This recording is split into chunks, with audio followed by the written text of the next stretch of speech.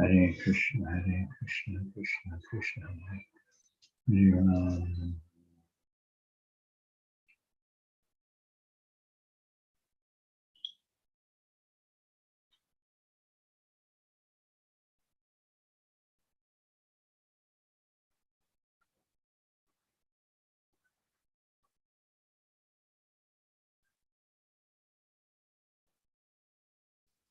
Krishna Chaitanya.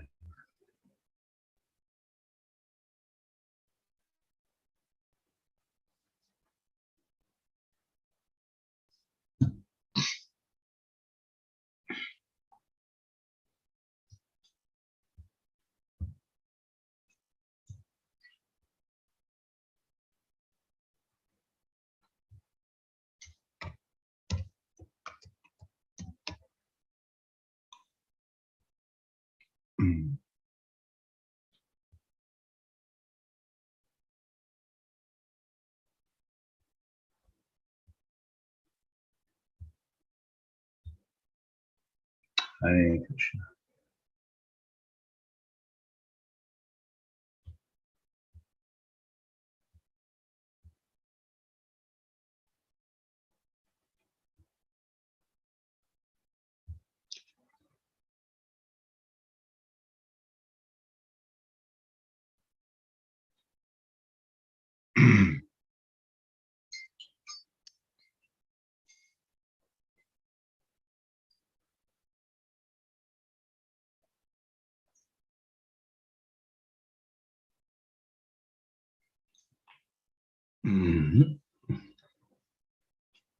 All right, now we want to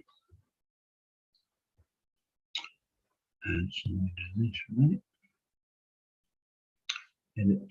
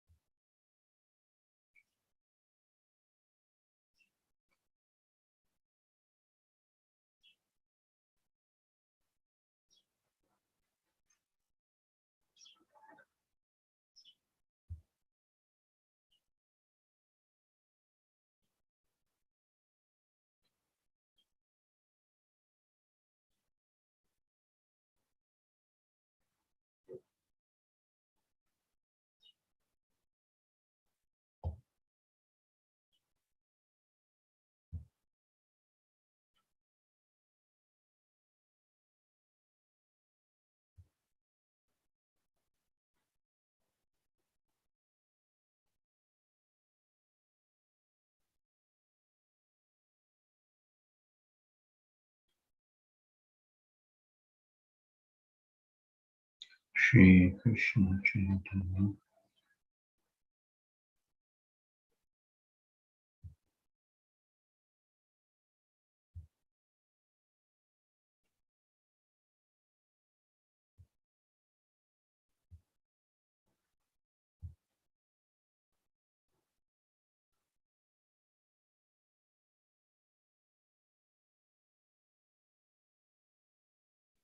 Hare Krishna, everyone. We're starting in about 4 minutes.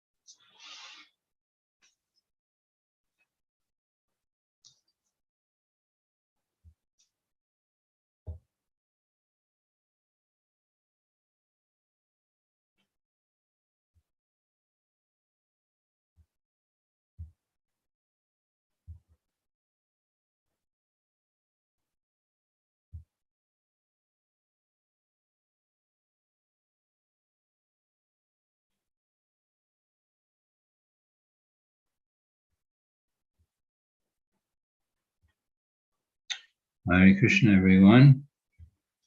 Welcome to our ongoing adventure, journey of self-realization,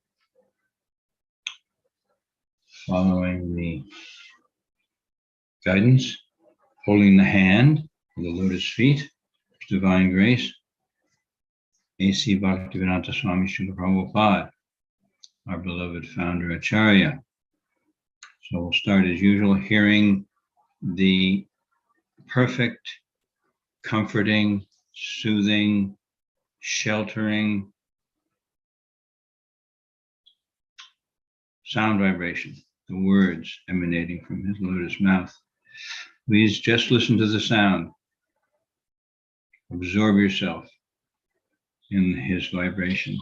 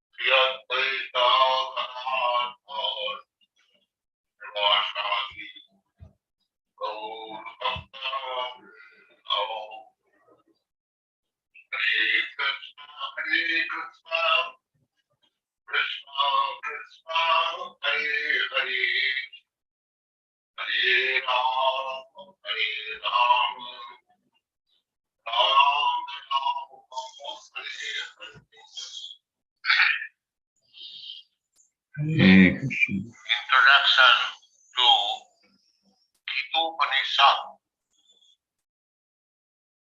Srila Prabhupada ki jai. Better turn this off before anything else happens. We don't want to be distracted, do we? Yes, we want to hear something new and different and fresh, so we may not appreciate second, third, 100,000th, millionth time we hear the pure devotee saying the same thing. In reality, it's not the same thing. It's always new and fresh, because this sound vibration, this pure sound vibration, coming through the transparent via medium of the pure devotee, bona fide spiritual master, is Krishna. And Krishna is ever fresh. Nava Yovanam, always enlivening. So we get, again, to look at what our mind is telling us we should have, and what Krishna is saying, what Prabhupada is saying, is best for us. We get to look at that. And then, as Srila Vyasadeva says, the highest truth is reality distinguished from illusion for the welfare of all. So making this distinction, that what my mind is saying one thing, and my dear Lord and Master, friend, shelter, guide, my best friend, Krishna, and subsequent, and from that, the pure devotee spiritual master, our founder Acharya Srila Prabhupada, is the best. And always the best.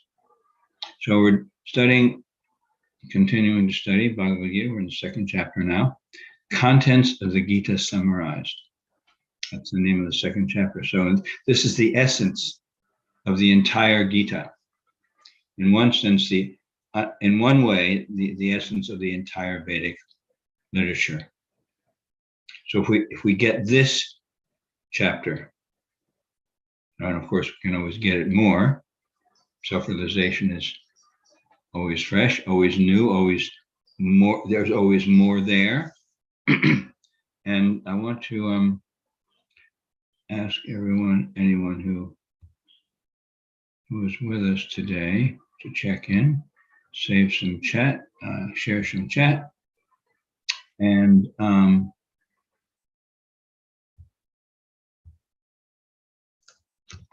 let us encourage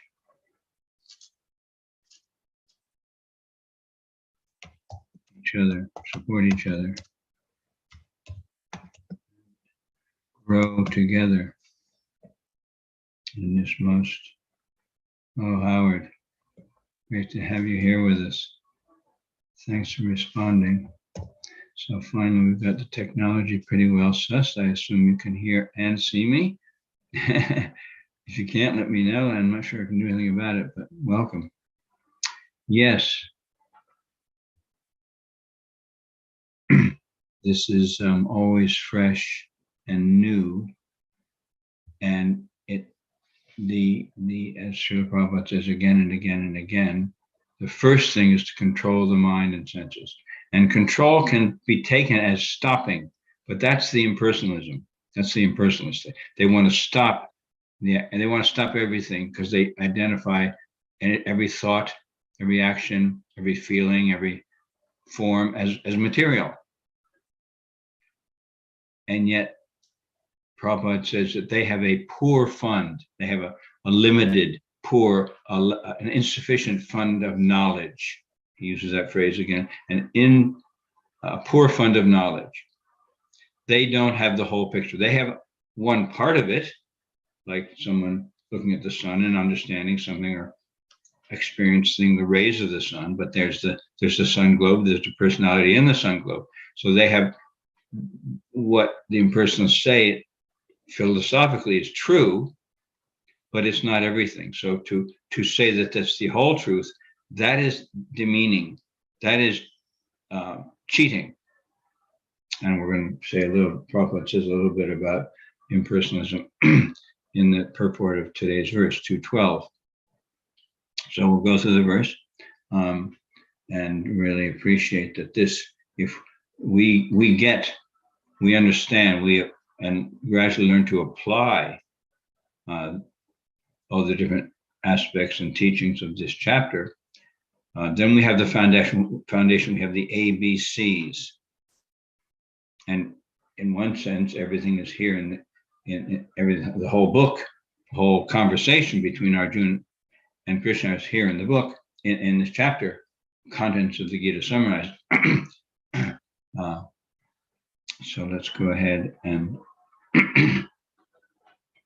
it's interesting because even though this is the contents of the Gita summarized, someone can say, well, just study second chapter. That's all you need. And in one sense, yes. But then because spiritual life is beyond that kind of limitation, it's always complete and it's always more. And it's always, so it's complete and it's more at the same time. This is one of the apparent contradictions. One example of the apparent contradictories in spiritual knowledge, spiritual realization, spiritual reality. same and different. In this world, we have perfect or not perfect. In the spiritual world, spiritual consciousness, Krishna consciousness, we have perfect, more perfect, and most perfect. So this verse 12 is, I'm going to say, the most important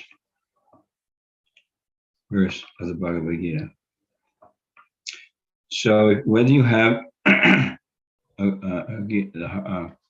book with you or not, or online, I'm going to say the Sanskrit. I'm going to ask you to repeat whether you're reading it or best is just to hear it. And this, you may know this verse if you've been studying Bhagavad-gita for a while. This is a very essential verse. So just repeat the best you can after me each line.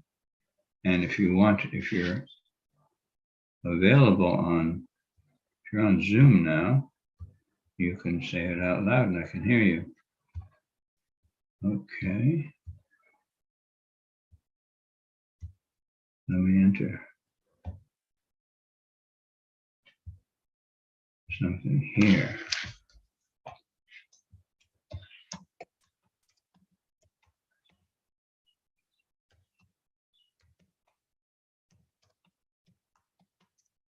Please repeat after me, and I'd like to hear you.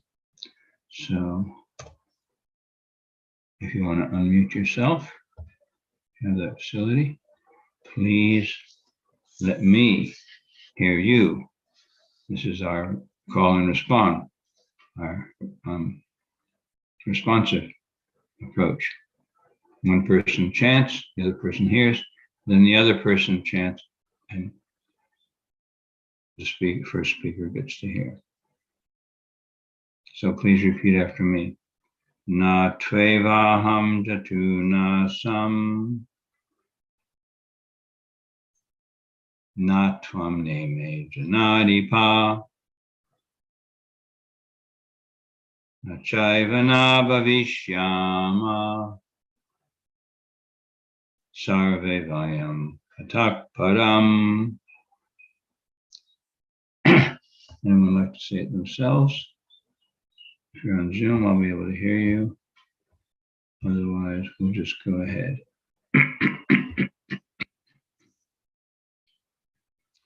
Please repeat after me. Na, never. To, but. Eva, certainly. Aham, I. Jatu, become. Na, never. Asam, existed. Na, it is not so. Tvam, yourself. Na, not. Ime, all these. Janadipa, kings. Na, never. Cha, also. Eva, certainly. Na, not like that. Bhavishyama, shall exist. Sarve, all of us. Vayam, we. Atakparam, hereafter. Translation and purport by His Divine Grace Srila Prabhupada. Krishna speaking to Arjuna. Never was there a time when I did not exist, nor you, nor all these kings, nor in the future shall any of us cease to be. Please repeat. Never was there a time when I did not exist, nor you, nor all these kings, nor in the future shall any of us cease to be. Purport.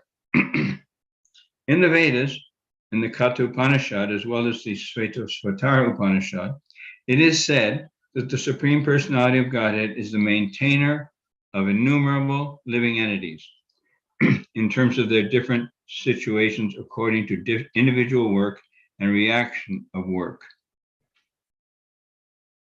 That Supreme Personality of Godhead is also, by his plenary portions, alive in the heart of every living entity.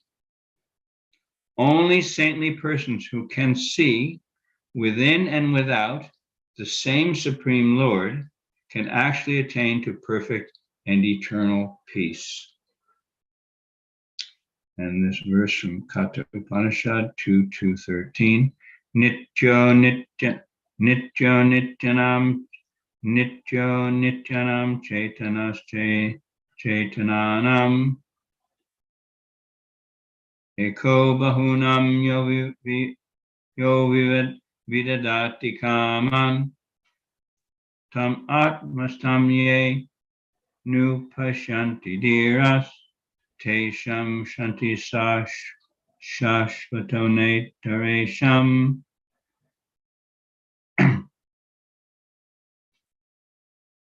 The same Vedic truth given to Arjuna, that verse is substantiating the first paragraph. Prabhupada continues the purport. The same Vedic truth given to Arjuna is given to all persons in the world who pose themselves as very learned, but factually have but a poor fund of knowledge. The Lord says clearly that he himself, Arjuna, and all the kings who are assembled on the battlefield are eternally individual beings, and that the Lord is eternally the maintainer of the individual living entities, both in their condition as well as in their liberated situations. I'll repeat that.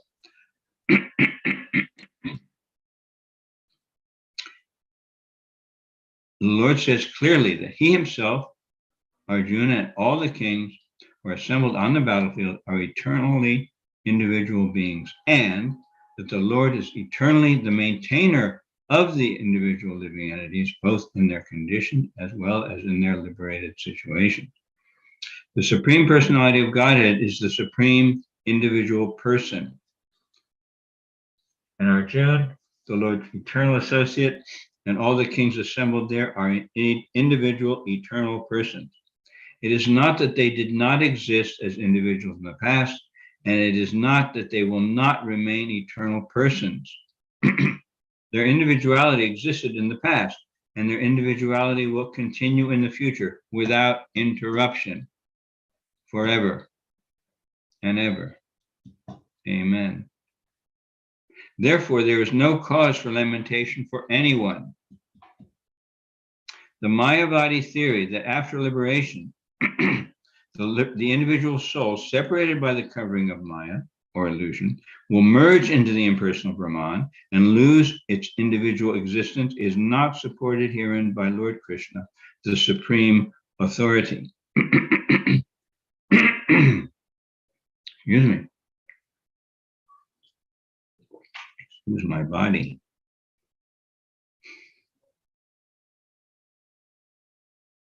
Nor is the theory that we only think of individuality in the conditioned state supported herein.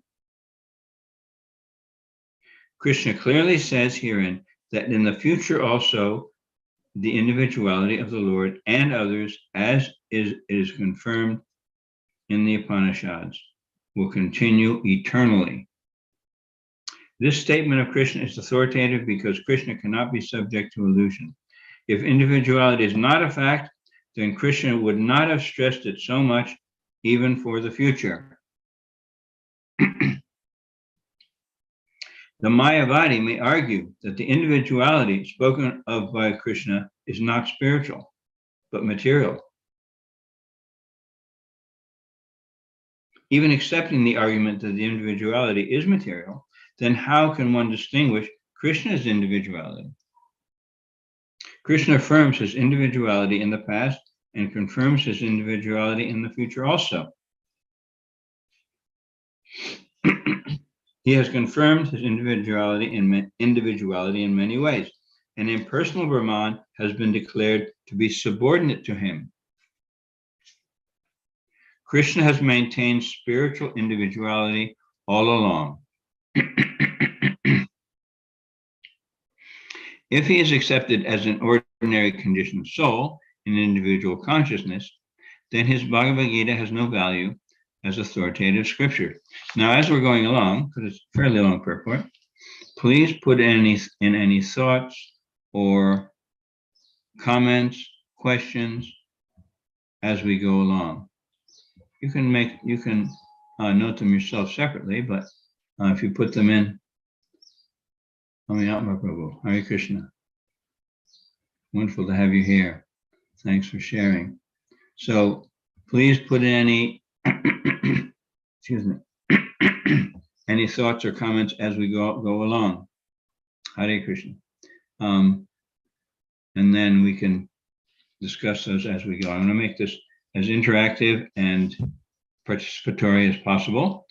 It becomes more alive then, and there's so much depth of meaning that we may not even notice as we read Prabhupada's purport, but things will come up, questions.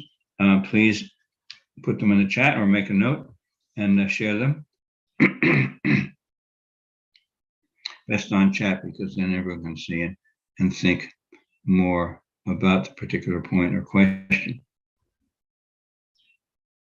If he, Krishna, is accepted as an ordinary conditioned soul in individual consciousness, then his Bhagavad-gita has no value as authoritative scripture. A common man with all the four defects of human frailty is unable to teach that which is worth hearing. Unable to teach that which is worth hearing. The Gita is above such literature. No mundane book compares with the Bhagavad-gita. When one accepts Krishna as an ordinary man, the Gita loses all importance. The Mayavadi argues that the plurality mentioned in this verse is conventional.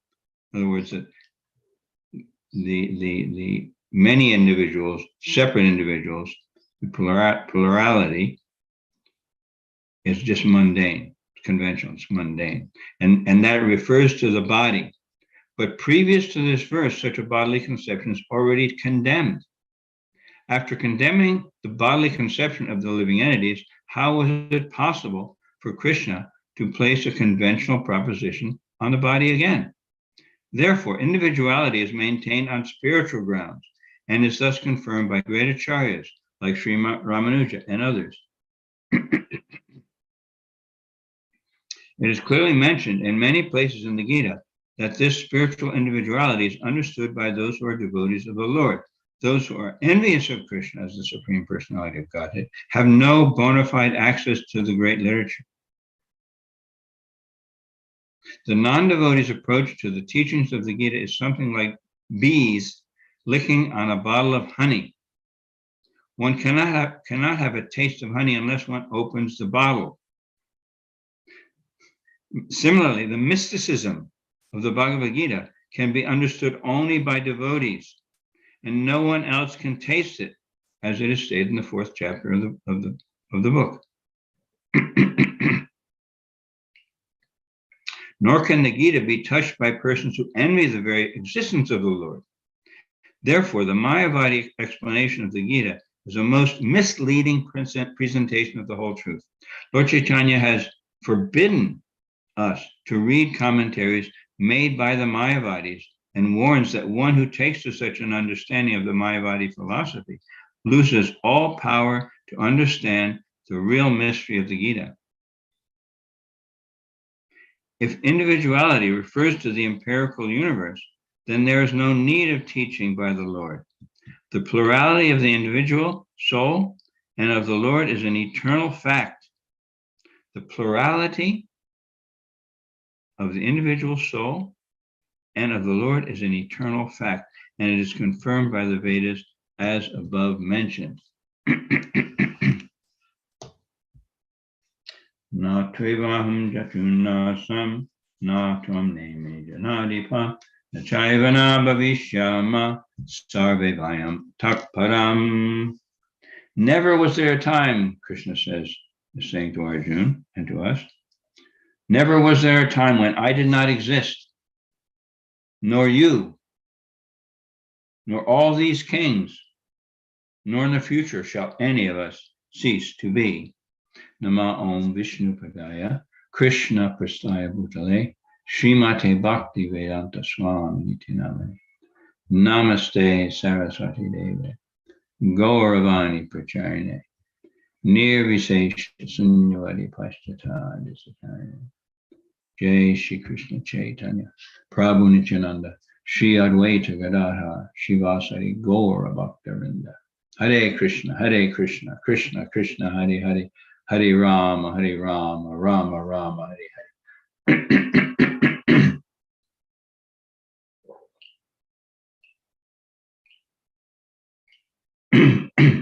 Mukam karoti vachalam, pangam langayate girim, yakripatamaham vande Shri Gurum Dinatarinam. By the mercy of the spiritual master, a lame man can cross over mountains, and a dumb man can compose eloquent poetry. So this being the most important verse of the Gita,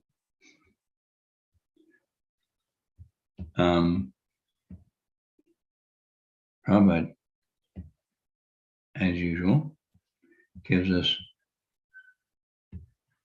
deep understanding and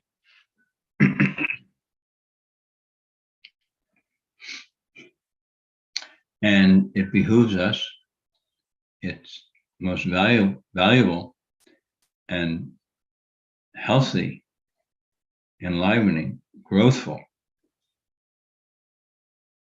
healthy, to try to understand what he's saying and go see what it means to us, see how we can apply it in our moment-to-moment lives. Here we're getting the basic ABCs of Krishna consciousness. And Prabhupada, there's three main themes that he presents in this purport. There's much more, but three main themes that I see. First of all, he establishes Krishna's position. It is said that the Supreme Personality of Godhead is the maintainer of innumerable living entities. Nityo Nityanam Chaitanascha. There are many, many, many eternal beings. And there's one supreme eternal being who is maintaining all the others. Krishna is providing for us. And I take that especially that, and then Prabhupada continues, he says that by his plenary portion, he is alive in the heart of every one of us, whether it's the ant or the cockroach or the elephant or the tree or my mother.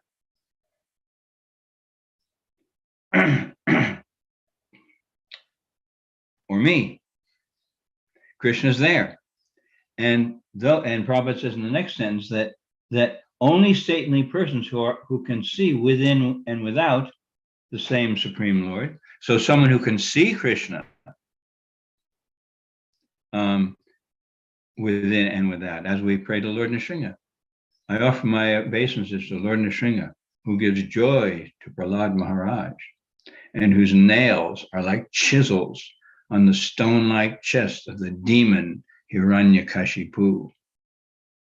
Lord Nrsimhadev is here, and he's also there. Wherever I go, Lord Nrsimha is there. He is in my heart, and he is outside as well. I offer my obeisances I take shelter and offer my obeisances to Lord Nrsimha, the supreme shelter and the source of all that be. They might not have the words exactly correct there, but Lord, someone who can see Krishna inside and outside, within his own heart, and in every other being's heart. He alone can actually attain to perfect and eternal peace. So this is the shelter. This is how Krishna maintains us in terms of understanding. He gives us the knowledge, and he says later on in the Bhagavad, he gives the knowledge, the intelligence by which one can come to him. So we need to go to Krishna. We're desperately longing for that shelter, that peace, that comfort, that eternal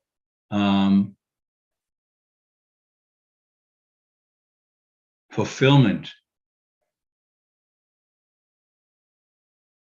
So Prabhupada establishes Krishna's position as the source of our maintenance, especially in understanding. And Prabhupada expands on that. So this Vedic truth, the same Vedic truth that is being given to Arjuna, is being given to all persons in the world who pose themselves as very learned. So Arjuna has just come off the platform of posing himself as the most learned, wise man. Krishna, you're making a mistake. We should not fight. What will we gain? How can we enjoy this world if we kill all those with whom we would enjoy it? Excuse me. He gives many good arguments. But Prabhupada says religious arguments, they're valid and they're good, but in relation to higher knowledge, they're not enough. And often they can be misleading because, as we know, niyamagraha, we may follow rules and regulations. We may follow religious principles just for the sake of following them without the real business, Prabhupada, without the preaching, without understanding why. We're just doing the what. We're not getting the why. So without the why, without the one in front of the zeros, without the K factor, Krishna, we divert, we detour, we deviate. The living entity is called chara. We have the tendency to fall down. That's another discussion, but we have the tendency to deviate. So if we're just niyamagraha, either just following the rules and regulations, rituals, going to the temple, so many things, they're good and they can help us hugely. Deity worship, Prabhupada says deity worship is necessary, but if we only do it mechanically without understanding the why and how we want to become, give up the attraction, the attachment, the drive, the desperate need to fulfill our own senses, because we don't try to fulfill Krishna's sentence and therefore are desperate to fulfill our own, which is impossible. It's like the hand. Oh, I'm going to eat this wonderful date and pineapple halva that Buddhimanta Prabhu just cooked and offered. The wonderful halva at our course, our collaboration course we just finished up here for Krishna Village. That's another subject, but every day we, Buddhimanta Prabhu arranged wonderful prasad. Kavi Priya Mataji cooked one day, and Ananda Vardhan cooked another day, and I think they combined. I don't know who cooked the third day. And Scott brought it over to our wonderful venue just outside of town. We had 15 of us from all over the country learning how to collaborate and looking at our own personal development, connection with others, and then how to facilitate meetings and governance, and an incredible 3-day course. Very, very helpful. A lot of deep connection and challenges. It was very intense, some of it. So you can ask me about that some other time. But the hand thinks, oh, I'm going to taste this wonderful Hare Krishna date and pineapple halva, still warm, and the hand is trying to eat it. It's not going to work. Might burn his fingers. He certainly can't. The hand has to put the halva in the mouth and send it to the stomach. And then the hand is naturally nourished, healthy, functional, full of energy to continue the same thing. But as soon as we, like the independent, foolish hand, try to enjoy without Krishna, we become frustrated because we cannot enjoy. That's not our position. It's not our constitutional reality of the living being, of the eternal soul. So I entitled this, well, we're getting off the theme subject. So Krishna, Arjuna has been presenting all these so-called wonderful arguments, and yeah, they're valid, but without Krishna, without the one in front of the zeros, they are misleading. And Prabhupada says that all persons in the world who pose themselves as very learned, but factually have but a poor fund of knowledge. And Prabhupada says that it's actually misleading. He starts talking about the Mayavadis who do that. It's actually misleading to pose oneself as having any kind of knowledge, or to speak of spiritual knowledge. And without Krishna, one can only understand one's own self and the ultimate supreme absolute truth, the supreme personality of Godhead, by service to Krishna, favorable service according to Rupa Goswami, uninterrupted, unmotivated, favorable service that's pleasing to the Lord. And then Prabhupada, the longest purport, it's all one, sorry, the longest paragraph, it's like the last part is like a page and a half, almost a page and a quarter, unbroken. One paragraph, Prabhupada's talking about what the Mayavadis do and try to do, and how they mislead. And Prabhupada, he takes the different arguments of the Mayavadi philosophers as to why the individuality is mundane. It's conventional. They say the plurality that Krishna is saying that I, you, all these kings, everyone, he's saying all the hundreds and thousands of individuals on the battlefield, they're all individual. They were individual before they came here, before this life also. They're individual now, and they'll continue to be individuals in the future. So I entitled this particular class, how does it feel to be an eternal individual? So I'm bringing this a little bit into the so-called mundane, conventional, material atmosphere, because one of the ways I see that impersonalism affects us is that we deny aspects of reality, including aspects of the material reality,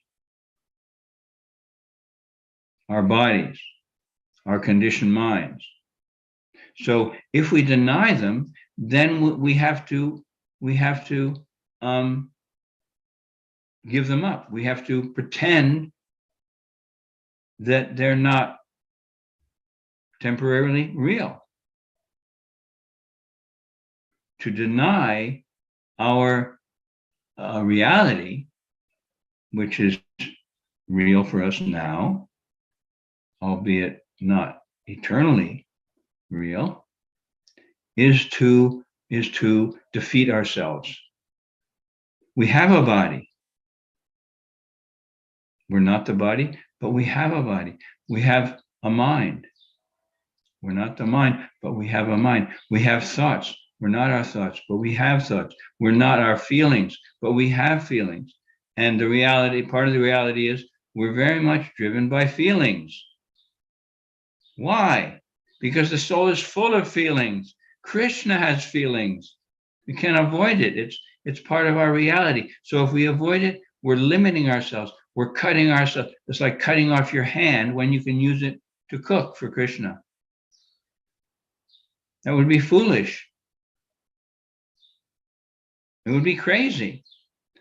Like Rupa Goswami says, anything apparently material that could be used for Krishna, but is not, is incomplete renunciation. So if we deny, if we damn, more appropriately that is the word I'll use, if we damn or hate our bodies, our feelings, our thoughts, then we're going down the same path as the Mayavadis. It may seem different, but we're denying reality. We're denying the present expression of our individuality. So how can we possibly purify ourselves and come to our uncontaminated spiritual selves if we're denying our the present manifestation or expression of those selves here and now? Like I have a thought, oh, I didn't chant my rounds very well today, or I didn't chant enough rounds, or I had a material desire. I was attracted to this woman or to this man, or I ate too much. They may be true, but if we take them, if we condemn ourselves because as a conclusion of those, oh, I didn't chant rounds very well, therefore I am foolish, or I'm stupid, or I'm bad. Yeah, okay, theoretically I'm stupid and I'm foolish. But if I damn myself as a result, I simply become discouraged or depressed, and it's a downward cycle. So we can say, okay, I notice I'm thinking something about myself. How can I use that in Krishna service? This is our goal, to be able to use everything in Krishna service, especially our thought. Prabhupada says again and again, first control your mind. So just notice that we're having thoughts, good or bad, and apply Bhagavad-gita. Krishna says this experience, like summer and winter season, they come and they go. They arise from sense perception. They arise because of our false identification. And one should learn to tolerate them. Prabhupada doesn't say give in to them. Doesn't say, Srila Bhaktisiddhanta Saraswati doesn't say, when he says beat your mind with shoes every morning as soon as you get up, he doesn't say beat yourself. He says beat your mind. Train your mind. Use your mind. Beating your mind, the goal of beating your mind is not to stop thinking. The goal of beating the mind is not to merge and not have thoughts or stop thoughts or feelings, which is what many people do in this world. Is even in the name of meditation, stopping thoughts. Have you ever tried to do that? Stop thoughts? Yeah, I could do it for about 3 seconds. So what is the value of that kind of meditation? It's denying our very existence in the present expression of it, the present experience of it. So we don't want to go down that impersonal, Mayavadi, denying everything, damning ourselves and living in the conclusion that I'm bad. Does that mean we don't look for healthy ways to use our mind? No. As I said, Srila Bhaktisiddhanta Saraswati, his purpose is not to stop thinking. It's to see the difference between the material thoughts directed towards my own happiness or distress and thinking about Krishna. And that's why we chant Hare Krishna, Krishna Krishna, Hare Hare, Hare Rama, Rama Rama, Hare Hare, because that is fully positive sound. And we may judge ourselves about it, but then we should say, oh, is this thought helpful? Is it enlivening me? Is it encouraging me? Is it inspiring me, enthusing me to surrender? Or I'm taking it as self-defeating? Am I defeating myself? Oh, I didn't chant very well today. Does that mean I shouldn't attempt to chant better? Yes, I should choose to attempt to chant better and not get hung up in denying myself, damning myself, as Sri Prahlad Maharaj says, as Prabhupada, as Krishna says in Bhagavad-gita. Other than the uncontrolled, unbridled mind, there is no enemy whatsoever. That is our enemy. And if we follow the impersonal path, that is our doom. We are dooming ourselves. And Prabhupada says that very clearly at the end of the purport, that Lord Chaitanya, and Prabhupada goes through the whole, all these different points defeating the Mayavadis. And then he says that one should never listen to the commentary.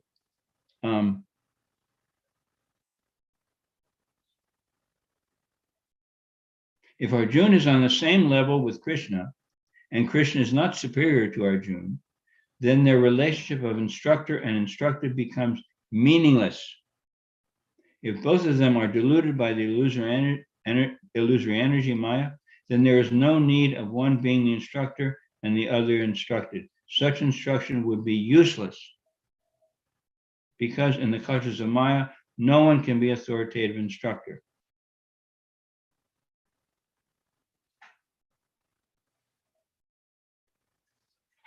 And he finishes the purport by saying, if the individuality refers to the empirical universe, material universe, then there is no need of teaching by the Lord. The plurality of the individual soul and of the Lord is an eternal fact and is confirmed by the Vedas as above mentioned. And just before that, Prabhupada says, similarly, the mysticism of the Bhagavad-gita can be understood only by devotees, and no one else can taste it, as it is stated in the 4th chapter of the Gita. Nor can the Gita be touched by persons who envy the very existence of the Lord. Therefore, the Mayavadi explanation of the Gita is a most misleading presentation of the whole truth. They're presenting as if they're very wise, and yet their presentation is a most misleading. We will leave Krishna consciousness, whatever Krishna consciousness, level of Krishna consciousness we have, we'll give up and we will go to Hell. In some ways, the Brahma, merging into the Brahma Jyoti, which the impersonal want to do, they want to deny everything and stop existence because they suffered. Therefore, they're out of frustration. This is the motivation for Mayavadi philosophy. They're frustrated with the material world because they couldn't enjoy, they couldn't be the enjoyers. So now, give that up. Let's become God.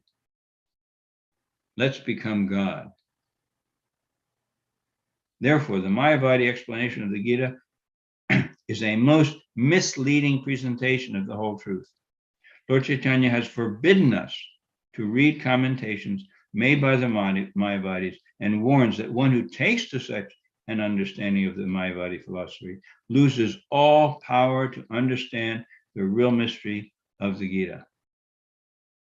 And that's another way we understand when Krishna says, only by bhakti, only by becoming a devotee, only the devotee, says Prabhupada says very clearly here, only the devotees can understand this science, even though it's an open secret. To distinguish between the body and the eternal soul is real simple. It's real basic. It's not complicated. But if one is denying the individuality and denying Krishna or being envious of Krishna, one loses all power. Prabhupada says, loses all power to understand the real mystery of the Gita. This is another important way we can understand why Lord Chaitanya said, do not, he prohibits us from studying or hearing that philosophy. Unfortunately, even sometimes in the name of Krishna consciousness, we're getting impersonalism. What to speak of outside? The entire world, every atom of the world is contaminated by Mayavadi philosophy, because we've chosen that. It's not that it's eternally like that, spiritually like that, but we put the spin on everything. Prabhupada says, everyone in this world thinks, I am the Lord of everything I survey. So the whole world becomes tinged by this envious, self-centered, impersonal approach. I'm God. I'm the Lord of everything I survey. Everything is there for my enjoyment, and I am the controller. I'm the owner, the proprietor, and I am the enjoyer of everything and everyone.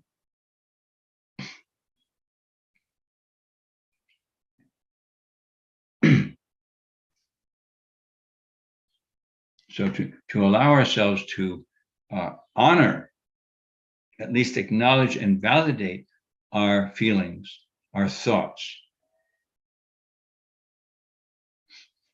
Thinking, feeling, and willing. These are the activities of the mind. And in material consciousness, that activity is focused on accepting or rejecting something according to how it makes me, how I feel about it. And it's duality, it's duplicity. In the summer, we may feel pleasure by the ventilation of the fan, blowing of the fan, cools down. In the winter, the same air will be disturbing. I don't want cool air blown on me in the winter, because I'm cold, it's going to make me more. So as Krishna says, they arise from sense perception.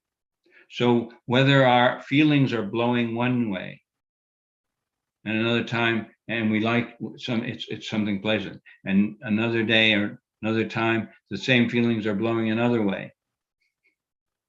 We experience them differently, but we can take a step back.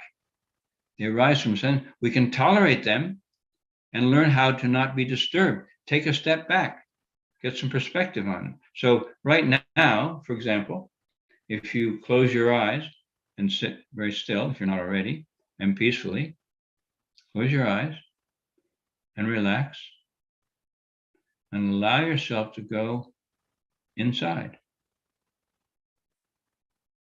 What is your mind doing? What are the thoughts that are flowing? What is your body doing? Somatic or physical experiencing can help us to be more grounded and not accept or reject. Just notice what sensations do you have in your body? Is there some pain in the shoulder or the neck or some stress?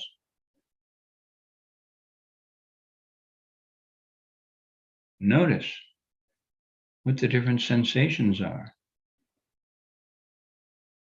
without judging. There may be some pain, you may feel comfortable, you may feel healthy, you may feel good, you may feel tired. There may be some tummy ache or some joint that is stiff or injured. You may have cut your hand recently. Notice the sensations.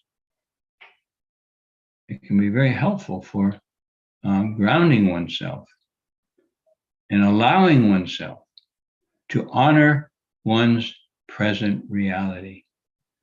What did Prabhupada say? We're making the best use of a bad bargain. And if you think about that expression, making the best use of a bad bargain. So Prabhupada doesn't say deny it. There's no impersonalism whatsoever. He says, make the best use of it. Understand yourself. Self-realization means to understand myself on every level, including bodily. Does that mean we should become absorbed in it? Of course not. And on the one hand, on another way, out of sight, out of mind, it's true. We don't want to indulge in something or meditate on something or focus on something if it's going to be too distracting. We have to be intelligent in that way. But I'm speaking generally to allow ourselves to experience something and notice something without judging it. It's not good, it's not bad, it's just what is.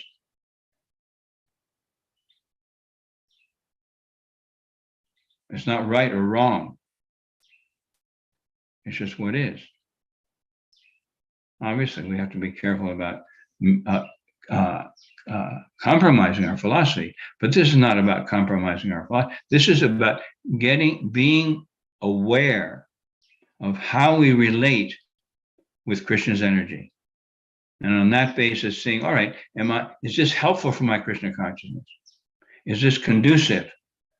As Lord Chaitanya says, two of the first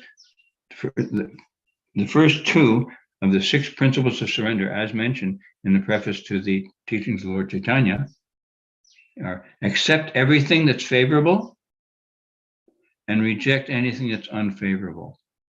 So if our self-judgment, our self-abnegation, our self-denial, our self-condemnation, or self-hate even, is discouraging, which it is generally, the mind is the greatest enemy. That's the reality.